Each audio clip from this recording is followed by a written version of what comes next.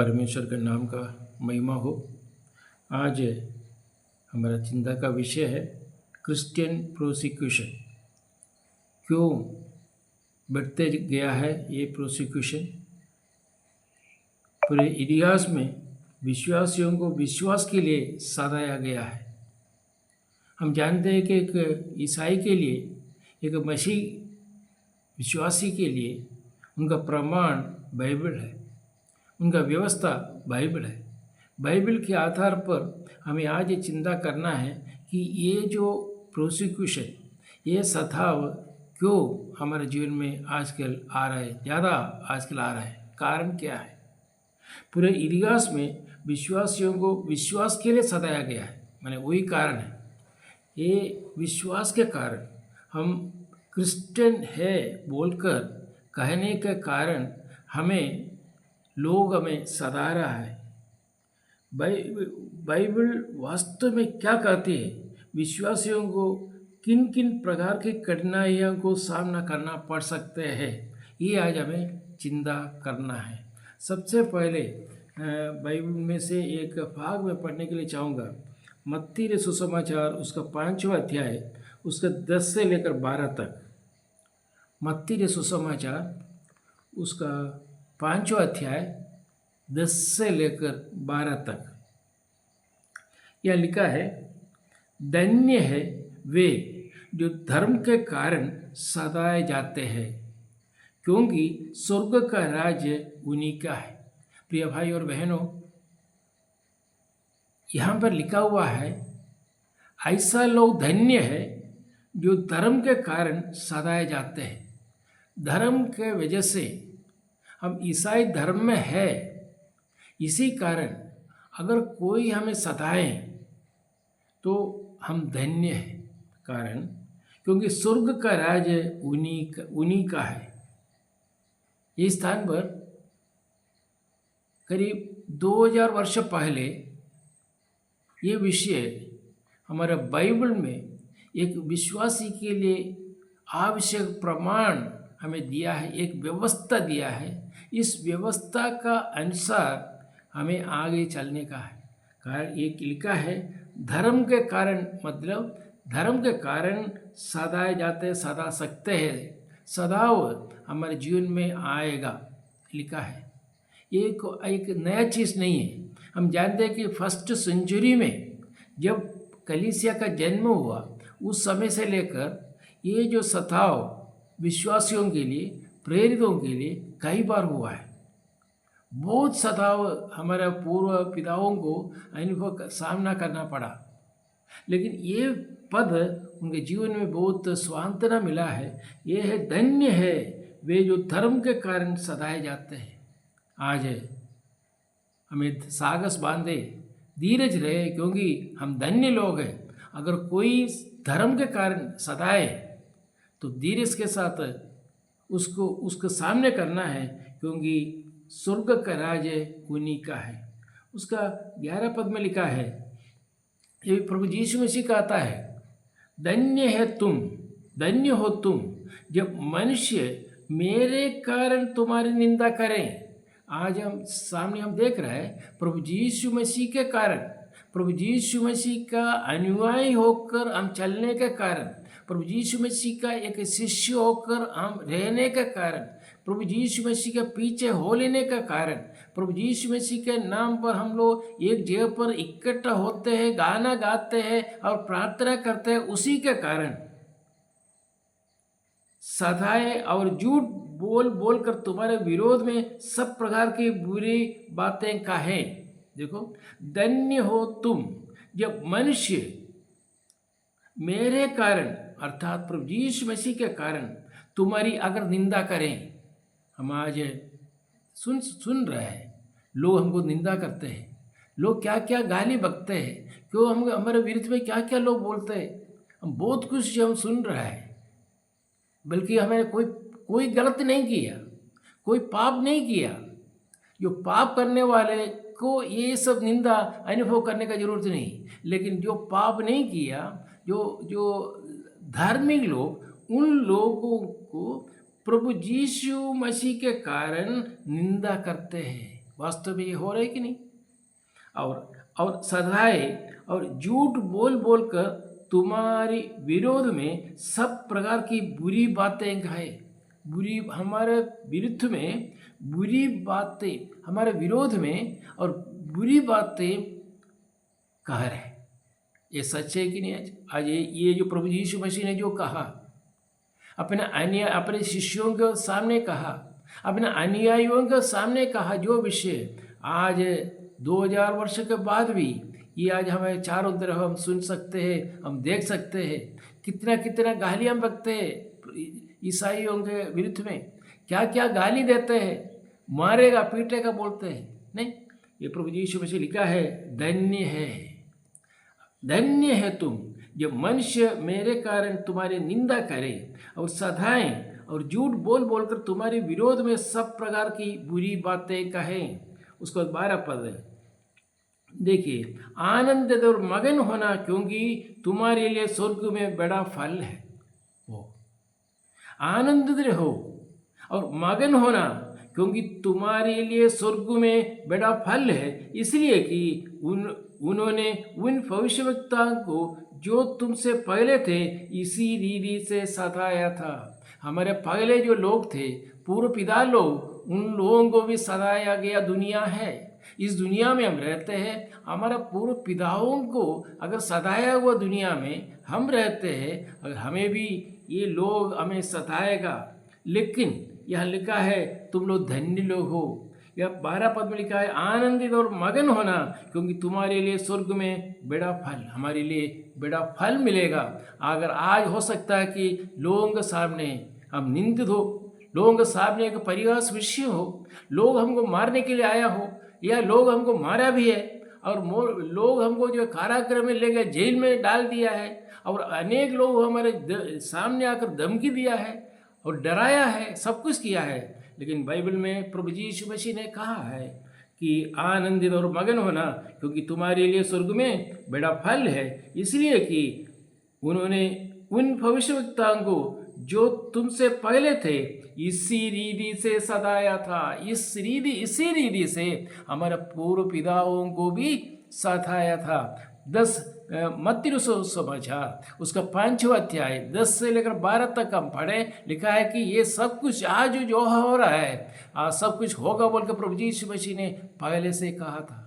लेकिन बार बार लिखा है तुम धन्य लोग हो, धन्य लोग हो। और एक पद में पढ़ने चाहूँगा, मार्क सुसमाचार उसका 10 अध्याय उसका 29 और 30, 29 और 30। मार्क सुसमाचार 10 अध्याय उसका 29 और 30। देखिए, यीशु ने कहा, मैं तुमसे सच कहता हूँ कि ऐसा कोई नहीं जिसने मेरे और सुसमाचार के लिए घर या भाइयों या बहनों या माता या पिता या लड़के वालों या खेतों को छोड़ दिया हो। देखो, यीशु ने कहा, मैं तुमसे सच कहता हूँ ऐसा कोई नहीं जिसने मेरे और सुसमाचार के लिए घर या भाइयों या बहनों या माता या पिता या लड़के वालों या खेतों को छोड़ दिया हो। उसका 30 पद है, और अब इस समय 100 गुना ना पाए घरों और भाइयों और बहनों और माताओं और लड़के वालों और खेतों को पर उपद्रव के साथ और परलोक में आनंद जीवन होगा। कोई नष्ट हो, कोई क्लेश हो, दुख हो, परलोक में हम एक आनंद जीवन पा सकता है। ये स्थान पर लिखा हुआ है, आनंद रहो, आनंद रहो, आनंद के साथ रहो, क्योंकि प्रभु यीशु मसीह एक फल देने का एक समय है। और लिखा है कि उपद्रव के साथ और परलोक में आनंद जीवन हमें मिल सकता है। और एक पद पढ़कर मैं ये आज के चिंता को मैं समाप्त करूँगा।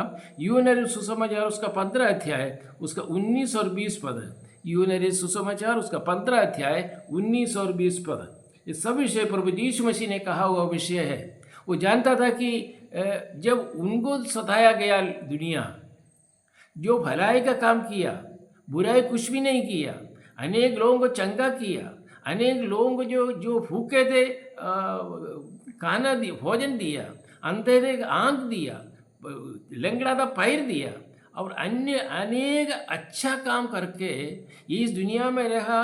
प्रभु यीशु मसीह कहता है मुझे अगर इस तरह अगर दुनिया ने सताया तो तुम लोगों को कितना अधिक।